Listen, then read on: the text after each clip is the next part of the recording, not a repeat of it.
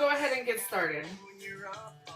Basically, we're going to go back to the beginning, okay? And in the beginning, God said, Jamie's amazing. Now, in the beginning, I first got out of the military in August of 2012. I was just thinking about this the other day. It has been 14 years since I've been out. I've now been out twice as long as I was in. More than twice as long as I was in. And, you know, life was a big old scary world for me because the military was the first time I ever actually had to be on my own. I didn't have like support from my family like I always do. I gotten out of the military and I didn't know what I was going to do. I did not have anything lined up. I was going back home. I had to live with my mom at 30-something years old for a couple weeks while I figured it out. And then the Army forgot to pay me my last paycheck, whatever. My brother and I was kind of scared to live by myself, okay, in Phoenix. So my brother and I got an apartment together in Phoenix. He let me pick it, which he should have never let me do. It was a terrible idea because I don't know if you guys know Phoenix, but I picked 59th and Bethany Home, okay? There was a drive-in theater behind it. I thought it was like it was not a family-friendly area. The first day that I lived there, like somebody got stabbed across the street and there was like the ghetto bird and everything. So it was crazy, but we were in this gated community where it was like a little bubble of people. And I really didn't come out of my house. I had such bad anxiety. I didn't come out of my house, but I was going to school and I knew I was going to have to overcome that because I was going to have to do an internship.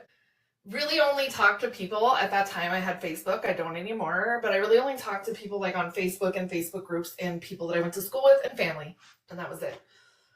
And I got suckered into the Beachbody MLM. I know, don't judge me. One of the things they taught us to do, which is why we do things differently here at Metamorphosis, is to cold pitch people. So you go and you would join all these Facebook groups and you'd like make friends in there and stuff like that. And then after you made friends and you talked to them for a while, you DM them with your, hey, here's what you should do. That is how I met my best friend. Because we were in a mom's group, a single mom's group, and it was a guy who ran it. Should have been a red flag already, right? But it wasn't. She and I got to talking and we hit it off, and then we both got mad at the guy that ran the group and left because he had like weirdo behavior. And we didn't want to be in that group. So we chatted back and forth, liked each other's pics, didn't really know that much about each other. And then one day, Jamie got up the guts to message like 10 fucking people. And my best friend was one of those. First of all, she's not my best friend anymore, so we're going to call her Lunatic. I finally messaged Lunatic, and I say, would you be interested in joining my MLM and joining my little exercise group? I can still actually remember it. I'm sitting at the car dealership getting my car serviced, and we're talking, or she texts me and she's like, hey, we should just talk on the phone, right? So I was like, all right, cool. We start talking and we ended up talking for like 7 or 8 hours. At the time, I had really started coming out with like, hey, I like to do tarot for people. It's something I had gotten into in the early 2000s and then I didn't do because then people were like, ooh, tarot, that's the devil, right? So we hit it off because she was into that too. So we talked for like 7 or 8 hours and we just got to know each other over time. And this was in 2012. And in 2014, my husband, who I'm with now, and I had a breakup in January of 2014. And I'm not going to go into that because it's his story to tell, and I'm friends with his ex-wife. I had no idea like why he had chosen to break up with me, and it had nothing to do with me. So I was in a very, very bad time of my life, and so she was very, very supportive during this time. My brother lived with me too, and I will tell you, my brother is like the best wingman after a breakup ever. Like, he brought me this big, I'm gonna tell you 17 side stories on the way to the point. Sorry, guys. But my brother bought me like this big old bag of Twix just so I could sit there and eat it, and I had just bought a brand new PlayStation, and I didn't even have the energy to play, so I was just sitting there eating it, watching him play GTA 5, because that's how I was coping, right? She helped me through that, and so during that time, we really got to know each other, and at some point one day, she just started calling me her best friend. I've never really had a best friend in my life. The person who I thought was my best friend in school wasn't really my best friend. I was just too dumb to see it. I didn't have a lot of self-esteem at that time, so I didn't know, like, I've never had a healthy friendship with women. Let's just say that, okay?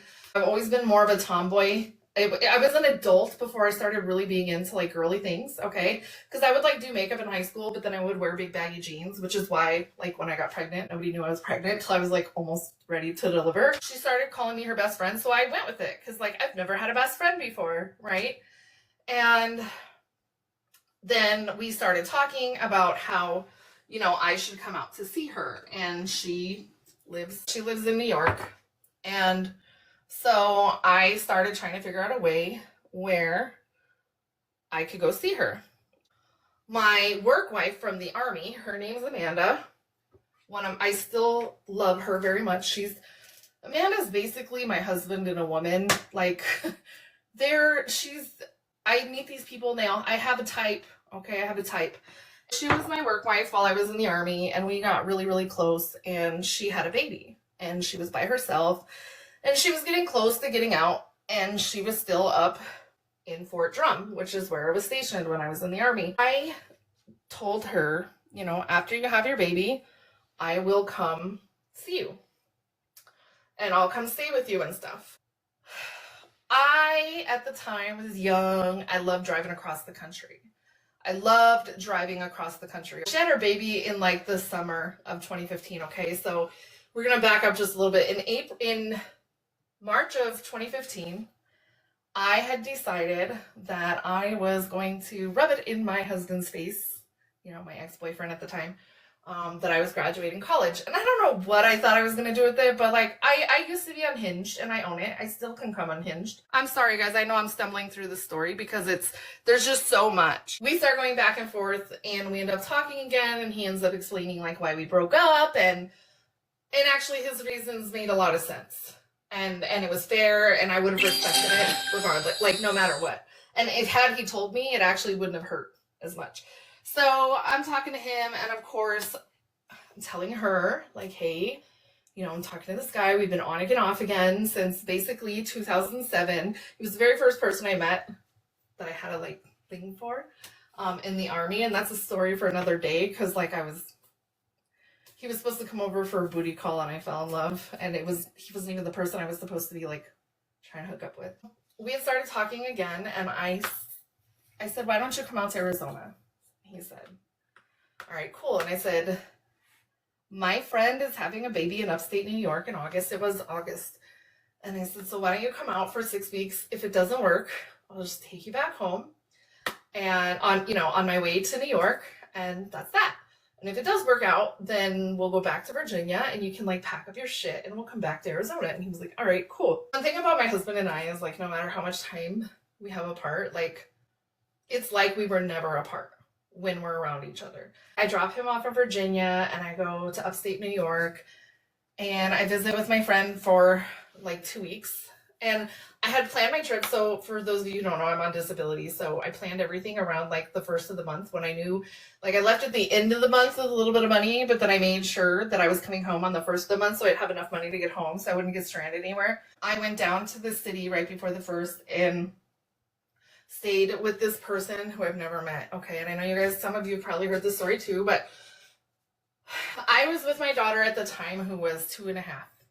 And we decided to meet Lunatic, and I was just going to stay with her, and I'd never met her. I met her online, and I remember it wasn't until I went to the park, like, near her house to pick her up, that it hit me, like, you're meeting a complete stranger. Like, what if she fucking murders you? It was crazy, because, and then, you know, I gave her a hug, and, you know, I went and stayed with her, and we had a great time. I drove all over New York. I realized that, like, the big city isn't as scary as I thought it was, because that was another thing. Like, I grew up in a small town, so I was scared of everything, so it was cool. So after I went to see her, then I really felt like, okay, she, like, really is my best friend. Going along with this narrative that she's my best friend. And I'm not going to say that she wasn't, because she was there for me, but I see a lot of things over the years that have come up that should have been red flags. So when I got back with my husband, with Jeremy, she didn't like it. And I thought she didn't like it because it's been an on again, off again relationship, right?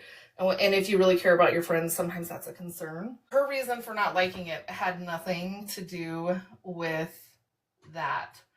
I can't remember specifically what it was now, but she didn't like it.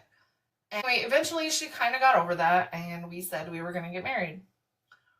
And we decided to do 2 weddings. We did I always call it the blah blah blah you're married wedding, where you go to the courthouse and like somebody just, you sign the paperwork and you're married and that's it. So that's what we did. Side story, and I'm sorry, but we were on our way to the courthouse and the radio was on, and I can't think of that dude's name right now, but the song "It's a Nice Day for a White Wedding" came on, right? So my husband turns it off and I'm like, no, turn it back on. And then anyway, so we went and got married. And then we did our wedding in Vegas in August of the next year. Okay, so we went to New York in 2015, August of 2015. In January of 2016, we did the blah, blah, blah, you're married. And then in August of 2016, we had our wedding in Vegas. And I had invited her to be one of my bridesmaids because she was my best friend, right? She allegedly was going to come out and be my bridesmaid, but her daughter had a baby right around the time we were getting married, and she wanted to be there for that, and that's fair. Like, I'm not even going to fault that because I probably would have done the same thing. She didn't end up being a bridesmaid or anything like that. But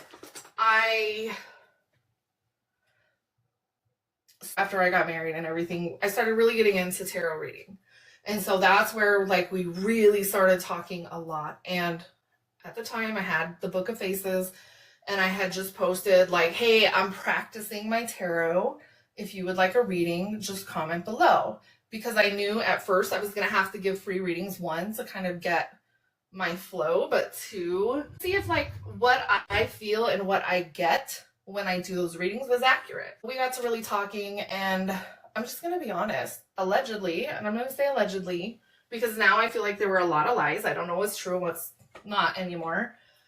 She did not know how to really read the cards. She didn't know how to memorize them. Well, I don't memorize them either. I just look at them and I tell the story, and then sometimes I reference like the little book so I can understand if what I'm saying is kind of vibing with the card. I'm really the kind of person where I sort of know things without the cards. I just use the cards as kind of a guide. And one of the things that I recently thought about was, I used to always say the cards are just like kind of confirmation for me. I don't really need them.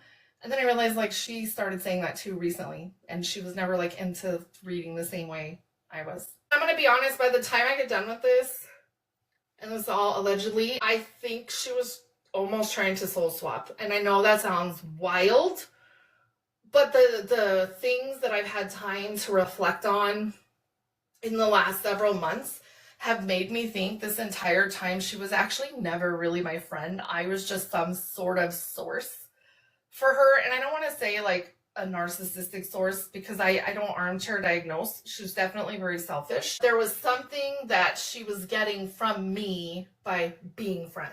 Now that I've had a lot of time to reflect, there were a lot of things that she didn't do or whatever. And I'm never one that's like, oh, you copied me. Oh my God, we can't be friends. I don't. I feel like if you learn from me, I take that as a compliment. I take that as flattering. If you get on here and you do something that's the same thing I did, I'm not going to be mad at you for it. Like, if I inspire you, then that's cool. These little things I just chalked up to, oh, that's really cool that she's like doing that now.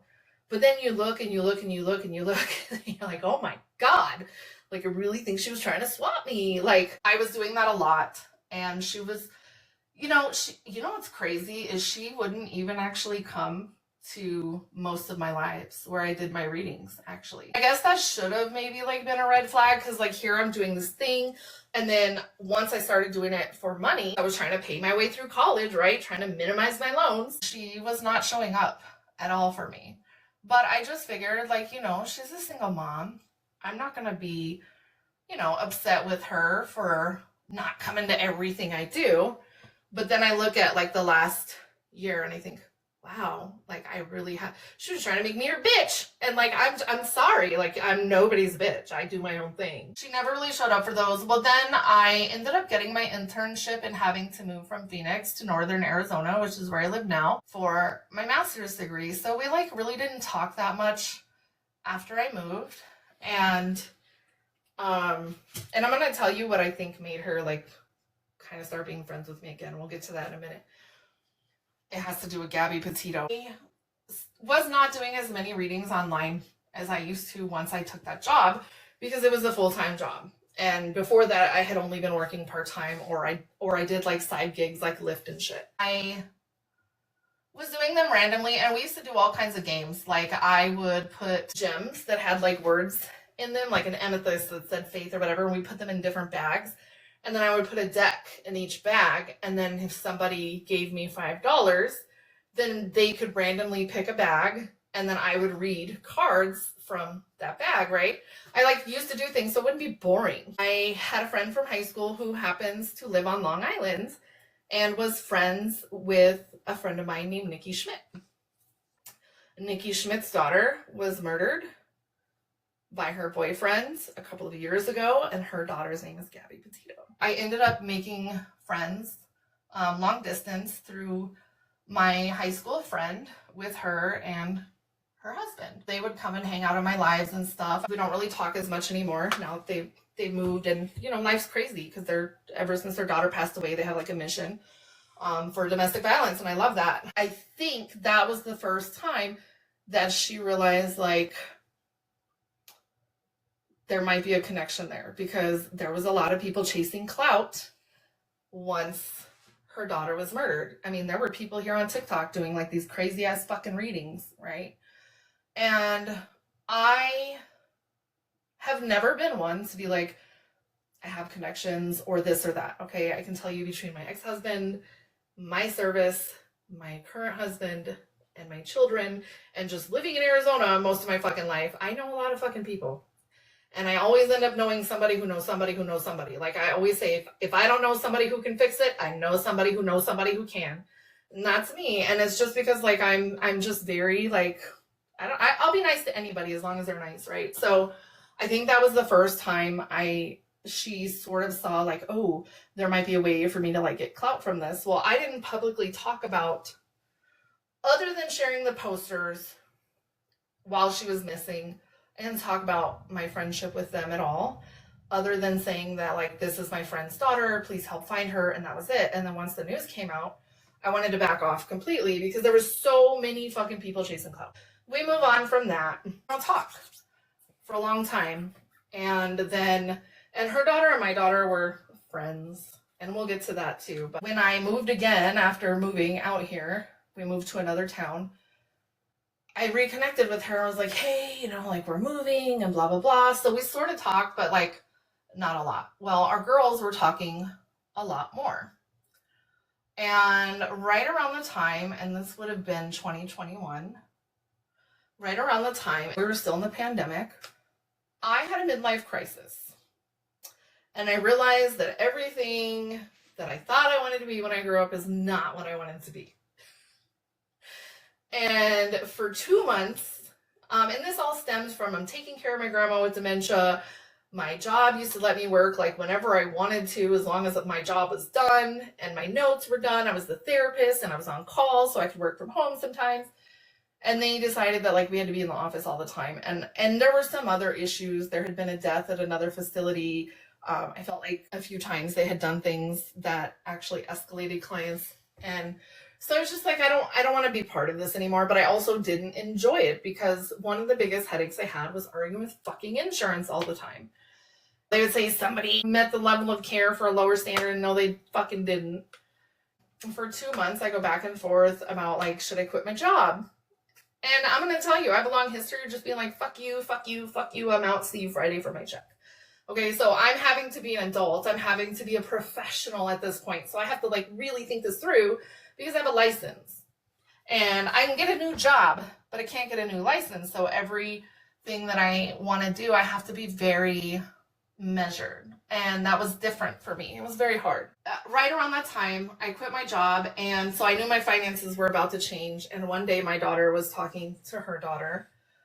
And her daughter said that her mom was really sick. And I said, well, why is her mom sick? Like, what's going on? Just because I'm nosy, but also, like, why is my friend sick? And she had an abscess tooth. And she couldn't get it fixed. And she didn't have the money and blah, blah, blah. So I said, you know what? I have a care credit card. If you can find a dentist who will let me pay over the phone with this card, I'll pay for your dental work. But that's like, I can help you out, but this is like the only way I can do it. And 0 interest, 6 months, I got you, girl. So I told them, like, hey, I can only spend X amount of dollars, but I'll pay like that much. So I paid for her to get her teeth fixed. And I didn't actually know until recently that she had several teeth pulled, okay? It was like something new to me. I just did it and then went on with my life. And she said thank you and she felt better. And I forgot about it because, like, I don't count favors. Like, not to toot my own horn, but I don't count favors. Like, if I do something for you, it's because I genuinely wanted to do it for you. Like I said, forgot that I had even done that until she brought it up recently. Well, her daughter and my daughter had some kind of disagreement. And I am not a my kid can do no wrong person. I will go, bring me the phone and let me see all the fucking messages. My daughter and her daughter had some kind of little spat, and her daughter said something really mean to my daughter. And at this time, I was still in a place where I could do confrontation, but certain confrontation was very, very uncomfortable for me. So, like, I cried about this for like 2 days before I addressed it because I was like, I don't know how I'm going to address this. Finally, I call her up and I'm like, hey, I told my daughter to block your daughter because your daughter said XYZ. And I went through the whole conversation and I just feel like for whatever reason, they're not getting along. Girls, that happens. Like, it's okay. They don't have to be friends. I just didn't know if she was going to be upset with me. She's like, yeah, no, I completely understand. But then she like turned around and told me like why it was my daughter's fault. Now, mind you, I think both of the kids could have handled things better. I read the messages between them, but her daughter said some like really insulting shit. And I told my daughter at that time, and I want to slap myself for going back on this. I think I'm going to just kind of break off this friendship with her. I don't really, I feel like if I'm afraid to talk to my friend, there's something wrong with that relationship. So that's what I do. And we didn't talk for probably like 2 years other than to text once in a while, or she'd call me for a reading or I would call her for one. But I've always known that she was like a single mom and she was struggling and she wanted to work from home and blah, blah, blah. So I would always send little things that I had come across to make money, whether it was surveys, like dumb shit you can do on your phone sometimes just to make a few bucks. Last year, I was on a different app called Flip. And they were much different than TikTok Shop in the sense that you could do a review and it didn't matter if it was a negative review. You were just supposed to be honest, like, period. And that was their shtick. And probably if they hadn't gotten too big for their britches, they would still be around. I started doing videos over there and I had sent her an invite so she could try to make money. She didn't partake, and that's fine because I figured, like, you know, life is busy. Other than that, we hadn't had contact. Well, then I got on TikTok and I remember very clearly. It was before I started my agency. I was still doing live sales for Connected Boutique, which is a small business beauty brand here on TikTok. And she came into one of my lives at the end because I would always do my live sales for like an hour. And then for an hour afterwards, I would just like listen to music, talk, chill, whatever. She came into one of my lives and we were talking. And this is the first time she did what I call peeing on my leg. You know how dogs like to mark their territory? This is like the very first time that she did that with me. And I didn't realize at the time that that's what was going on, but that's 100% what was going on. I was just talking to people about different spiritual things, and I had a bunch of like people who were all into that, like on the line. And she was like, can I do readings? I had just done some. And I was like, I think I'm done doing readings. She's like, I'll do a couple. And I'm like, all right, cool. You know, why not? Right. And people like that. So she starts doing readings and we get to talking again. And, you know, then I don't see her for I don't know how long. Then I decide that I am going to start an agency in October. My friend Jillian, who you guys may know, she's also in my agency. I started collaborating because she's also an entrepreneur. And we were discussing like different ways to collaborate and you know, like just stuff business people do, okay? She said, like, you know, I see us being really successful. And I kept calling her little circle of people like women of empowerment or something, some little cheesy nickname I had gave them, but basically because it was a whole group of women where we were all like doing our thing. And I really want to raise people up. They don't have to be a woman to be successful, but like we were a group of women, so that's why I kept saying that. Well, I reached out to Lunatic and said, I'm doing this thing and I think you would like it because, you know, I'm making money from it and it would be great for you. And then once you kind of get the hang of it, I would love to bring you on as one of my managers. And she was like, all right, I'm interested. Like, how does it work? So I talked to her, I explained it to her. I bring her on, but I explained at the time that I run like a group of people, but that right now there was only like 17, 18 people, so it wasn't too bad. I could stop by and see everybody, but as we grew, that was going to get harder and harder to do. Felt like she understood that. So I started going live all the time. I started doing box games and, you know, just trying to have different stuff every single day. Growing the agency, and then in January, I decided to roll out my first 3 mentors, and she was not one of my first 3 because I had already talked to the people months before about who I wanted to be in charge. It was Nightmare Tina and Canada. I was going to call her by her government name, and I was trying not to do that. We start growing some more, and then one day I'm like, hey, your people are starting to bring on enough people. I can give you like your own team. And she's like, all right, cool. And she's like, but I don't want to stop going live, and I really have no interest in like the leadership aspect. And I said, okay, well, they're all kind of like they hang in your group anyway, so I think we can just kind of style it to your style. That's what we do. She was like, yeah, I'm on board with that. Well, then I realized like that I had a lot on my plate. Now, mind you, you're only hearing like this aspect of the friend. She knows everything that's going on with me. She knows that I'm in active litigation as a pro se litigant against the government, the federal government. She knows in the last year, my family went through an extreme trauma.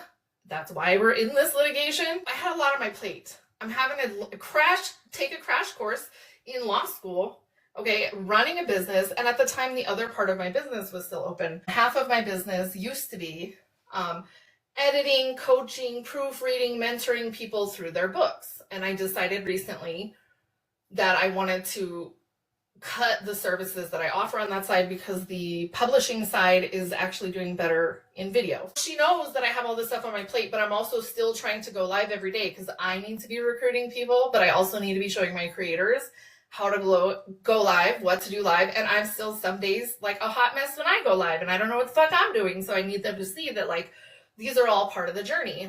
So I make out a schedule and I start going live every single day. And one day I happened to pop into her live and she said, I'm mad at you right now. And I was like, okay, like what did I do? I realized like what I thought I did was like, oh, I'm not showing up enough for her. But we were growing. Well, we can talk about it later or whatever. And we talked about it. She told me, you know, I feel like you recruited me and then you just forgot me.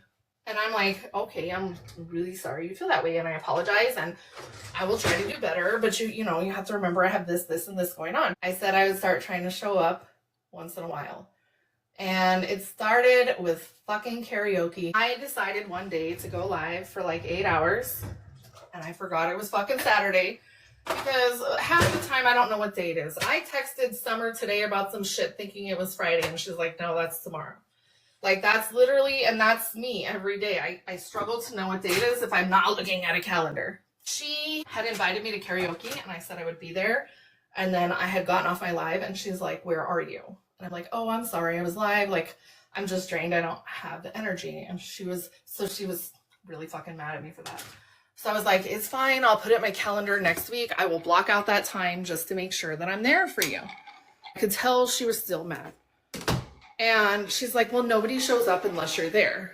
Okay, well, that should have been another red flag, but I didn't see it at the time. I end up going the next week, and I'm not going to say that I was the reason people went to her room, but apparently she did see an increase. I will say that. Then I was obligated to go every week, whether I wanted to or not. This is where I started finding myself making excuses for everything. I started making excuses for pretty much everything.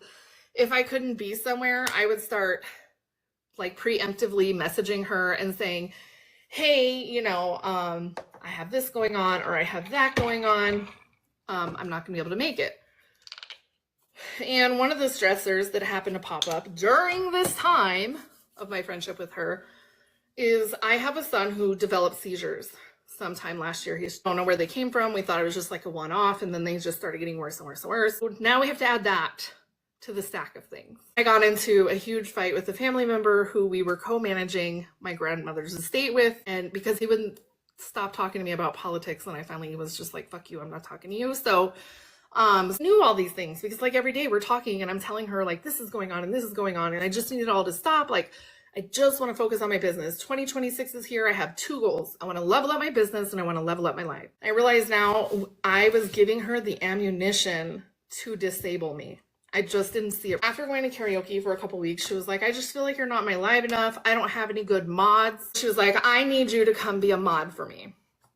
Of course, she set her live time in the day when I could actually go live. At the time of day when I could actually go live. Okay, fine. I will mod for you 5 days a week, but I can't do this forever. And I can do it from 10 to 12 my time. That's all I can give you every single day. And that's a lot of time to give one person out of 40, 50, 60 people in an agency. It's a lot of time to give one person. And I told her, people are going to think it is favoritism if I am always in your room and not showing up in everyone else's. And I really try to show up in everyone else's. And she's like, yeah, but you have the other mentors. And I'm like, yes, but there's still a lot of people that we all have to hit their rooms. And sometimes people get missed. Sometimes the people going on live are going on live at a different time than any of us are live. She basically suckered me into helping her with these lives every single day. I always find the silver lining. The good thing in it was I learned how to really help reset a room for a live. And encourage people, like, comment, share, interact. It's helped me like be able to educate other people on how to do it. It wasn't a total loss. Gradually, she started going live later and later, and I was still expected to be there regardless of my schedule. I had to finally call her and say like, look, I have a lot going on. If you want me to be there between this time and this time, you have to be on time, and I have to be done even if you're not done by this time. She's like, no, yeah, you're right. The very first time after we have this conversation, we go live, we're talking, and she liked to talk and play music before she started her live. She snapped at me, and she snapped at me publicly, and it pissed me off and it embarrassed me. You're not gonna just talk to me like I'm a fucking dog. I got quiet for the rest of the fucking live, and then as soon as it was 12 o'clock, I was done. And I messaged her and I was like, I was so mad at you today, I almost left you without a fucking mod. So she called me and she's like, oh, I'm so sorry that you feel like I did that. That wasn't my intention. But if I did do it, I didn't mean to do it. I didn't do it, but if I did do it, it wasn't intentional. So therefore, I should be absolved of any harm it may have caused you. It's like, I have thick skin. I have really thick skin. I was in the army. I have a brother who like broke me in for any insult anyone could ever give me. If anybody can out insult him, they'll get a trophy. She does get the trophy for out assholing him, which I didn't think was possible. I started to see that things were not okay. And I was like, fuck, now she works for me. Like, how am I going to handle this? How am I going to do this? And now we're fighting literally over everything. And I'm just going to give you guys the tea that are in the agency who probably didn't know this, and I don't care if people think it's professional. I believe in transparency, and you guys probably, some of you probably heard her side. So now it's time to hear my side, and then you guys can decide for yourselves, right? We started arguing over a couple of creators because she called up one of the other mentors and basically said that she deserved this creator. She was entitled to this creator, and that the fact that I wasn't moving them was bullshit. And she kept trying to pressure me behind the scenes. And then she had a particular creator who she disliked a lot. And she got mad at me because I wouldn't treat this creator like shit. And I realize now she didn't like this creator because I really adored this creator. And she definitely made sure to damage that fucking relationship because we can't be friends now. But she would come behind the scenes and be like, you need to do this and you need to do that. Well, I'm going to tell you, like, lesson 101 in Jamie, if you come and you tell me I have to do something, I'm going to do the exact fucking opposite out of rebellion. I'm 44 years old. That has never fucking changed. It will never fucking change. If you tell me I can't do something, I am going to say, watch me. I do not play. And that's something that came out of my recovery. And that's a story for another day. But that's something that came out of my recovery because I was a professional quitter. I am not a professional quitter anymore. Now we just struggle through because I realize struggling through is easier than avoiding it. We're battling and all the time over every decision I'm making she doesn't like. So finally I say, I'm not moving anybody. I'm not moving anyone. This is just my opinion. She goes and she deliberately antagonizes this creator that she knows I like and sets her off. So then this creator goes and starts a fight based on this situation and plays right into her hand.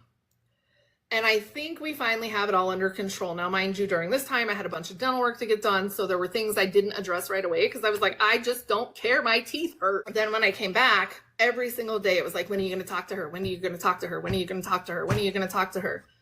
I said, I kind of feel like this situation resolved itself. Like there's no need for me to fucking bring it up. She was like, well, I think you need to address it. So finally I was like, you know what? I will, but I'm going to, as you guys know, if you've ever been on a Zoom with me, I record it. And the reason I record it is because I can never remember shit. And that recording gives me a transcript. And oftentimes I forget I have those recordings, but I like it because I can save the transcript and delete the video if I need to. I had this conversation with her and then she asked me about it. And I said, yeah, I talked to her and I feel like everything's the way it's supposed to be. Like, I really feel like she's matured and she understands where she needs to be. And she's like, you're not going to make me like her by talking up on her. And I said, okay, that's fine. But you asked me how it went and I'm fucking telling you. I think you should let me play the Zoom recording. Okay, I'm very big on privacy. I'm very big on not embarrassing people publicly. And if I do it, like, it has to have been provoked most of the time. I'm not saying it would never happen, but I'm very big on like, don't bully people, don't harass people, don't embarrass people. Like, that's just not cool. So I was like, no, I don't do that. If I go and like let you see Zoom, like how's that going to look to other creators? Like, that's not fucking cool. And I said, like, I saved that just so I have a record of my conversation because it was a sensitive thing that we talked about. And she was like really upset with me over that. Well, that escalated everything. Well, because of that, I did end up having to move people, which is ended up in her getting what she wanted. And I knew then, like, she got what she wanted, but her time here is she's on a thread. I knew it was going to be disruptive. So my goal was we're going to build. And then when I fire her, it won't hurt so much. It won't hurt the creators. It won't hurt me. But I had already knew like I was going to fire her, and you would not believe when we get that far. I literally had said the night before to another friend, I'm going to have to fire her and it's going to suck and it's going to be really ugly. And within 24 hours, she was fired. That's what's crazy. We went back and forth for a while, and then every single day was a battle. And then she started treating me like shit. And then she started doing things that she thought would bother me, but totally didn't. Okay. So like one was she started flirting with my brother through Snapchat. I don't give a fuck if you flirt with my brother. I don't care. Like, he's single, flirt with him all you fucking want. You're in another state. I already know that y'all two would never be together because I know him. Flirt with him. It doesn't hurt my feelings. Just don't treat him like shit because that'll make me crazy. Then there was a couple of other things. I'm just going to call her out because she already knows this part. I told her. She started favoring Summer, right? Which is fine because I fucking love Summer. I love all of my creators though. Don't get me wrong, right? I love all of you for different reasons because each of you has something unique you bring to the table. Even the ones who drive me crazy, I love them too. She started like really trying to hit me like, oh, Summer's gonna be my new bestie. Oh, Summer can sing all my songs. I even told Summer this and I said, you can have my best friend. As long as she's friends with Summer, she's not fucking bothering me, you know? But then I got to thinking about it and I was like, no, like she's gonna be taking advantage of Summer because Summer doesn't see her for what she is yet. I can't go and say anything. I have to play chess. I don't even know how to play chess, okay? But I have to play chess in my head. Like, what is her next move gonna be? I'm just gonna keep my mouth shut. She wanted me to give everybody a class on boundaries. So we fucking did the class, okay?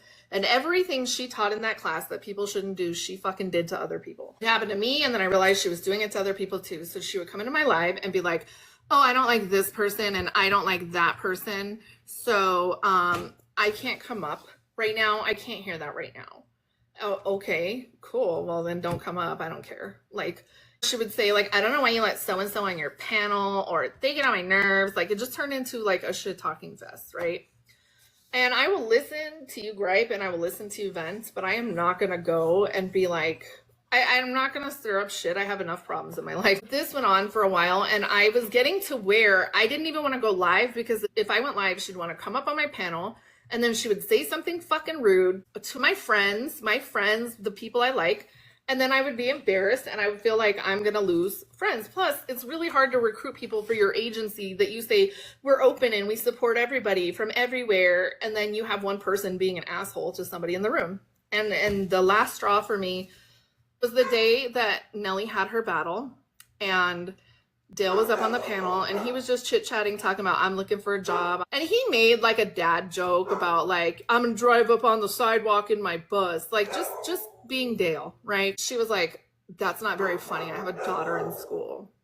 Like, you know, he's not literally gonna drive the bus up on a sidewalk, right? I don't like the way she's talking to him. I went into Tina's live because I wanted to be supportive to Tina later that day. She followed me in there, and I was like, oh, fuck. And she was really rude to Bayou, who was one of our newest recruits at the time. So I texted her and said, hey, can you please, like, not do that? And she's like, you're still trying to tell me what to do, Jamie? I have my fucking phone here, so we'll just go through the whole fucking conversation. I didn't realize until later on, I was an adult in an abusive friendship, and I didn't even think that was fucking possible. It was a learning experience for me. I feel like an idiot because I brought her around all these people, and she had people picking in the divorce. She had people pick, like in the divorce, people had to pick her or me. I wasn't going to do that. You guys make decisions for yourselves. I blocked her, but I saved all the messages in case I ever need them, which I hate having to do because I just want her ugly ass out of my phone. But, and I, not because she's ugly, but because she's an ugly person. Inside, she started like doing all these things where she would ask me a question and I would have to give her information, but then I would ask her stuff and she would just like shut me down. Please don't be rude to him. And she's like still telling me how to act. I'll say goodnight to Tina and leave. And I said, I'm sorry. Is it professional to go in other people's lives and talk however you want, but I can't say something about somebody in a private chat? Because I had expressed a frustration about somebody in a private chat, and she told me that's so unprofessional. Well, that's the point of this chat. We vent to each other about stuff instead of talking shit with the creators. Like, that's the whole point, right? You have to have a healthy outlet, because let's be honest, we're gonna get on each other's nerves once in a while, right? Night, Jamie. I said I'm tired of the passive aggressive digs at me. And she's like, I'm not talking shit about anyone on stage. What you said about my daughter the other day really bothered me, and I forgot about this till I read this. It should, she said, but if people come in your room and act that way, you get mad, but you can treat anyone you want to like shit. She said, who said I don't like him? Seriously, grow up. I said, you're not going to treat me like shit in front of everybody to embarrass me. She said, stop texting me. So I said, I need to grow up, seriously. And basically, like, you're fired. And I'm not kidding. And of course, I'm sure all of you know that I couldn't get her out of Discord, and I accidentally typed her name and like was trying to kick her, and then next thing you know, everybody's calling and texting. A couple of things that looking back, I realized like were toxic on just the personal side, not even just the professional side, was she had weaponized my daughter's mental health against me and my daughter. And my daughter had shared some things with me in confidence that I shared with her, mom to mom, right? Because you think like if you have a friend, you can share like mom problems and talk about them, and like they give feedback. And so I said, oh, hey, I had talked to Canada about this issue with my daughter, and this is what she suggested.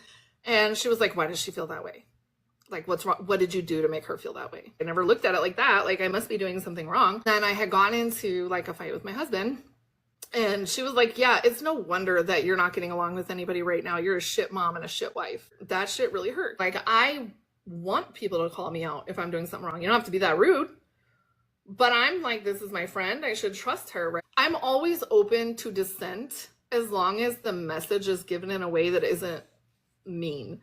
It might hurt my feelings and it might make me cry, but if you're being genuine, that doesn't matter as long as you're not being hurtful. Maybe she's right. Maybe I'm just too caught up in this and that. I'm not giving my family enough attention, and maybe that's what's really going on, right? Sometimes it's hard to see stuff from the outside. Well, then later that week, she had told me that someone else called to tell her something I said to someone else privately, and I'm not going to share what it is because it'll get me a restriction. Let's just say I was in a very dark time of my life and somebody happened to call me, and I was like, I'm so glad you called me today because I was really struggling. That person went and told her, and she said they were sharing the story while she was on speakerphone, and her daughter heard, and her daughter was like, I'm not going to be friends with my daughter because she has too much drama. So she like used my mental health against my, which was fine because I didn't want my daughter to be friends with her daughter anyway because her daughter was bullied my daughter. A lot of that had built up, and she tried to stir up dissent between me and other mentors. She tried to stir up dissent between me and the creators.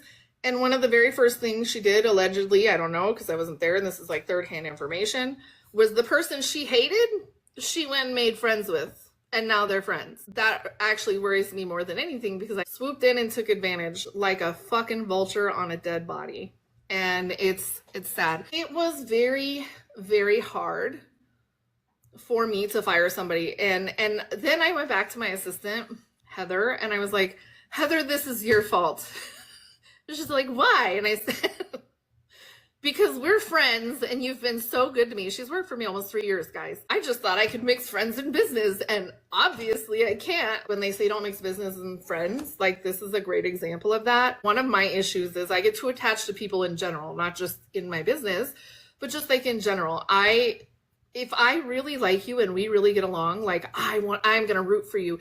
And even if we don't get along that great, if you come in my room and you're like, hey, I'm working on this, like I wanna be your biggest fan. Like that's who I am because I was that person who always felt unsupported. So now I want to make sure that people never feel unsupported. I can't save everybody, but I will do my best to hype you up. That was a big lesson in that, but it hurt. It hurt really bad. I really want to shout out, I don't know if Tina's still in here, but I really want to shout out, you guys don't even know. First of all 3 of the mentors, we had an immediate crisis call that night. I had 2 hours of pent up frustration where they just listened to me. And that is what a business relationship is supposed to be like with the people that you work with. They just let me unload because none of it was directed at them. Nightmare 10 out of 10 for crisis response, okay? Had a complete fucking meltdown. And he was like the therapist, like, oh my God, I could really understand. Like, oh my gosh, you know. I realized like this entire time, the people who were most supportive of me were the people she was taking me away from. And she was almost like she was trying to alienate that from me. It took me weeks to recover. The first thing that happened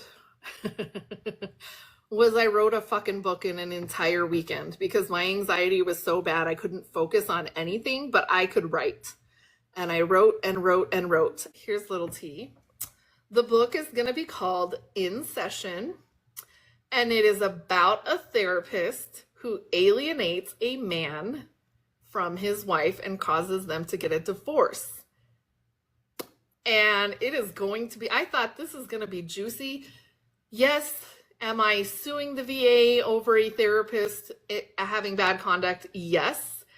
Is this mirroring our story? No, it does not mirror it whatsoever. The only thing is, the only thing that's really mirrored is my perspectives on ethics. I don't want to say a common trope because I don't want people not getting therapy, but there are therapists out there who are not healed yet, who are practicing therapy, who do not have boundaries. Let's just say that. And I'm not saying that that's what we experienced. If you want to know, I have a whole playlist on it with like 30 fucking videos that tell the whole story. What I can tell, we're in litigation now, so I can't talk about it much. It does happen, and I wrote a book in an entire fucking weekend, and I'm gonna have the first draft is done, okay? But I can't let beta readers read it till I do go through it a second time, and I'm only about halfway through that. So I did get a book out of it, but then I had energy for days. And I'm somebody who is a former stimulant user, and I have ADHD medication. I did not have to take my medication for an entire week. My adrenaline was just that high afterwards. I couldn't sleep. I just was like, I'm gonna get this done. I'm gonna get this done. I had more energy than I'd had in months. And it's crazy because I was actually to a place where I was like, I feel like my depression meds aren't working, and I feel like my ADHD meds aren't working, and I feel like nothing's working, and I just want to stay in bed all the time. And then afterwards, I realized that was the goal. That was the goal, that I would have to be so bad off that she could like do everything for me and I would just comply because I couldn't even take care of myself. And it was crazy because my husband at first didn't really know what was going on. And then he was like, oh my God, I'm so sorry that happened to you. Like, she was your friend for like 14 years. And I'm like, I don't think she was ever my friend. I think I just thought she was my friend. I think that like once the opportunity presented itself, she was like a snake, she struck. I just never realized it until afterwards. And then it was like red flag after red flag after red flag. I don't want to generalize. If your child is no contact with you, there is some healing you may not have done, or you have burned that bridge so bad that they're not ready to make up. I realize now, like, she has an adult child who doesn't talk to her, and clearly there's a reason. Then there's like all her friends are always mad at her at different times. I'm saying this at risk of knowing there's still people in here who are mutuals with her and might run back and tell her, I don't care. I don't care. She got to tell her side of the story for the first 2 weeks. It's my time to tell my side of the story. I will never tell somebody you can't be friends with them. I might give you a warning and say, that's not in your best interest, or be careful with that person. But I will never say, if you're friends with that person, I won't be friends with you. I will never do that. We are not in kindergarten. I'm really still mad that she ruined that other friendship, because that person then did something they can't come back from with me. I really did consider them a friend. I feel like we could have worked out the drama and at least stayed acquaintances, and that's gone.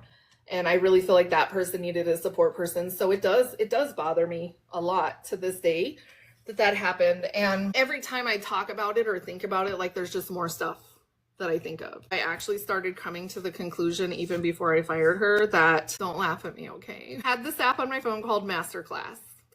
And I was taking this cool little class from John Douglas, I think. He's like a behavior analyst for the FBI, or he did it for years. I think he's retired now.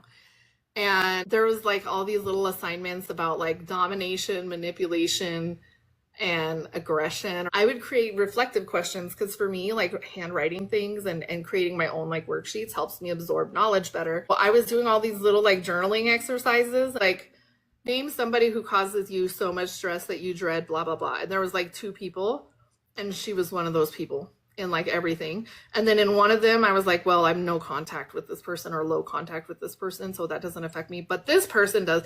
And that's when I really started seeing things for what they were.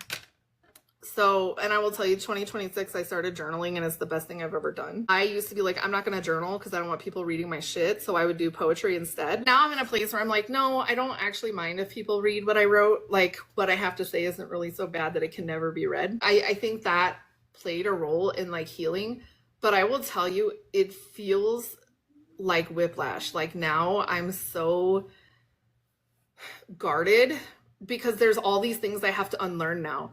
I was over explaining all the time. I was apologizing all the time. I was making excuses all the time for other people because I just wanted to keep the peace. And now I'm having to unlearn all of those things so that, because that's not how it has to be. Like, your friends are going to respect you no matter what, even if they disagree with you, if they're truly good friends. And sometimes we outgrow friendships, which is normal too. But then it was like embarrassing, because then it was like, was I the last? It's like when a guy cheats on you and you're the last one to find out, right? Like, that's how it felt. Like, so everybody else could see this and I'm the idiot. Like, that's how I felt. If you guys have questions you want to ask me, like, or if you want to share your experiences, I'm totally open to it. But now I feel better that I've finally gotten that out. I just want to say you're definitely the mature one, because this is the first time I've heard you about any of it. And I heard from her own mouth like a million fucking times. And then it came up in the yellow app, and like, it was a never ending. And here's the thing, I told Summer, because I was so mad about the other thing with that other person that doesn't talk anymore. I was so mad about that, because I was like, I would have said it to her face. She didn't have to listen in on the call. I would have fucking told her myself, because that's how I am. I'll be direct with you. I texted her and said, okay, so since we're playing dirty, just know that as soon as you don't serve a purpose for her anymore, she will forget about you. And that was it. For weeks, she had told me that everybody told her, and I'm just generalizing it, if she left, they were going with her. So I was like, okay, I'm going to let her take her people, because it only works while I'm afraid of it.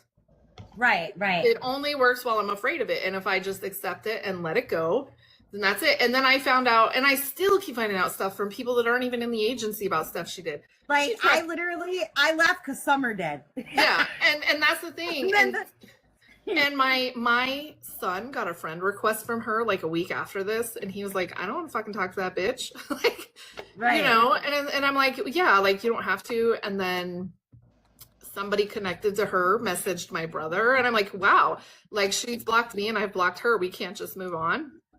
So, and it's hard because it's like, I just want to make friends. Right. I just want to make friends. Like, why you gotta be a Debbie Downer? Right. I just want to have friends. What's wrong with me? In the end, like, it flushed out a lot of things. And I think not even just for me. It flushed out a lot of who's actually really does genuinely care about you. And who genuinely is not going to get sucked into someone else's bullshit. And I felt horrible, and I apologized like for days. Like, I'm so sorry because it's my fault. None of this would have ever happened if I hadn't brought her on. This was my person, my mistake. I'll do better. The other thing too is I just lectured somebody like a month before this about how when you have people working for you, you should have NDAs, non-disclosure, non-disparagement agreements, right?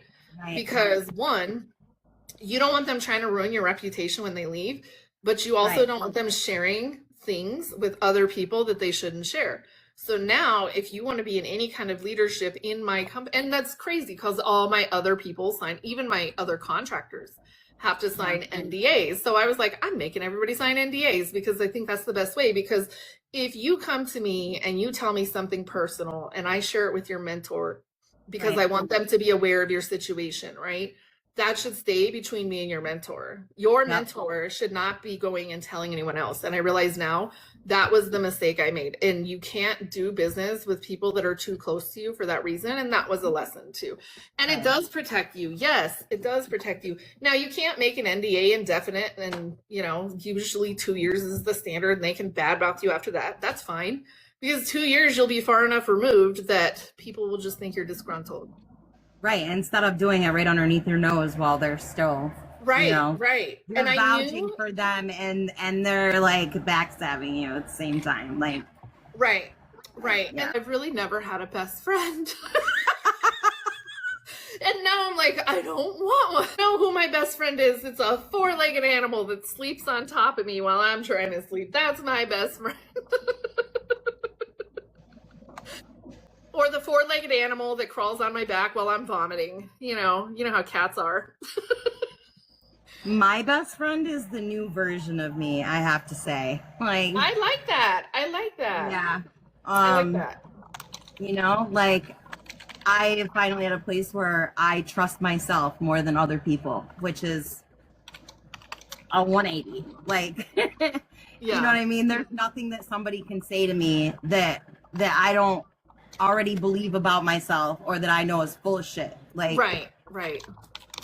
So like, I like that because you can be your own worst critic, but you can also be your own worst hype man. Like, stop being so hard on yourself. You know? So here, I'll show you. This is my affirmations board. Ooh, I love it. Every day I write something different on it about myself. So I really believe affirmations work. I don't know what your experience has been. Yes, but they do.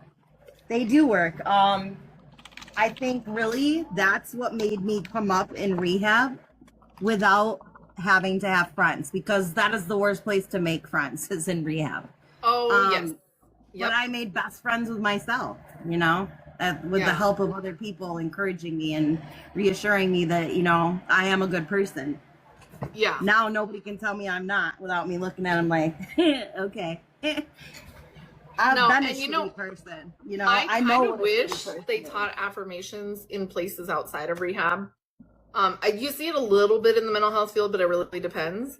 And the reason is because I really think if people realize how much their words have power, it would be life-changing. Like just your words to yourself. Right. Like, you know what I mean? If you tell yourself, every morning I meditate, right? And I have like this, like I am I am super spiritual and I believe wholeheartedly in God, but like first and foremost is like with myself. Right. Right. You know, like I have a like, okay, I woke up sober today and you know what I mean? I have no ill feelings. There is nothing negative going on right now and nobody's going to take that from me no matter what I encounter the rest of the day. Right. Only I can ruin my day. I'll tell you a crazy story about affirmations. Some of you might have heard it before because I do repeat my good stories more than once. I thought affirmations were the dumbest thing. And when I went to rehab, I hated group therapy. I thought it was stupid. And I thought affirmations were the dumbest thing ever. Like, affirmations, get up and say my affirmation. So I would get up and be like, I'm alive. That was my, Right. I'm alive. And but when I first, and I'm sure you can relate to this a little bit, Gracie. Like when I first got sober, I was like, I'm not doing it. Like, if this will get people to shut the fuck up, I'll do it. Shut the fuck up, I'm gonna do it. Yes. By the time I was almost out of rehab, I was able to like go out by myself and stuff. And I was on the city bus and there was this kid on the bus. I meet the most random people. There's something about me that says like, Yep. approach me. I've been this way since I was a kid, and this kid randomly sat next to me on the bus. He was like, hey, how are you? Blah, blah, blah. I don't remember his name or anything about him other than he was a black kid. And he came up and he was like, oh, what are you writing in? And I'm like, oh, this is like my journal. I take it to all my 12-step meetings because like I have to write while people are talking. Otherwise I like fidget the whole time. Write my affirmations in here. And he's like, and I said, I don't really have an affirmation. I don't really know what to say. And he was like, I'll give you one. And the Eminem song Toy Soldier was big at the time. Yep. So he was like, just write, I'm a soldier, because you can soldier through anything. And then he wrote like this funny little poem. I hope I can find the journal around here, because I probably still have it. But he wrote this like funny little poem about, I used to know this girl named Tina, and it was like a really good little, but now I don't kind of thing, right? And Tina, this is not a reference to you. It's a reference that people use in the substance abuse world to a specific type of substance. Yes. Yeah. And so, and I say that because I don't know how many people know that kind of stuff. I ended up joining the Army 6 months later, okay? But I didn't remember that stupid affirmation. I got out of the service, and one day in like 2013, I shot up out of bed and was like, oh my God. Oh my God. I said I'll be a soldier in rehab, and I was a soldier. Like, whoa, what the fuck? There's power in words. If you say I'm an idiot, then yeah, you're going to be an idiot. If you say, oh, everything's bad, always happens to me. Existence. You Yes. speak it into existence. Yes. Yes. I'm not proud of my substance abuse, but I don't think I would be where I am today had I not had that experience. Like, Yeah. substance abuse is not, that was a temporary moment in my life. It was a very pivotal moment. Yeah. It was important. I am so grateful for my addiction, Yeah. because if I hadn't had that addiction, I would still be somebody who only lived for other people, who didn't know who the hell she was. I couldn't pick my favorite color. You know, like I only liked things that other people liked. I'm going to tell you something. I commend you for saying you want to step away from the substance abuse side, because there's two things to that. I initially wanted to help other people in recovery, and some people can do it and some people can't. It's very hard. I've seen people that were good in their recovery for years fall with patients. And so I think peer support is important, but it's not for everybody on the substance side. But I think with mental health, I think peer support is great. And the reason is because most peer support programs require that you've been sober a year, that you've had some sort of mental health or addiction issue. And that's what makes you relatable to the person, because a therapist has to have boundaries, right? We can't be friends. I can't be like, oh, I do know what it's like to be in recovery. Like, right, you can't tell them your story. You can't get on the same level with them. Right. You know, right. It's considered inappropriate. And you can, but you have to have discernment with it. And it's to me, it's a gamble. So to me, I had to close that off. I think the main reason why I feel drawn to the mental health part is because mental health has been my addictions have been need to be loved, need to be accepted, no confidence, you know, like no self-esteem, no sense of self. Right. Like, I had no idea who I was. Mm-hmm. And you know, so mental health is where the real problem lies. Whether you have mental health issues because you had drug problems or whether you did drugs because you had mental health problems. Either way, the real problem is in mental health, and there's not enough out there for mental health. I wish more places had integrated healthcare.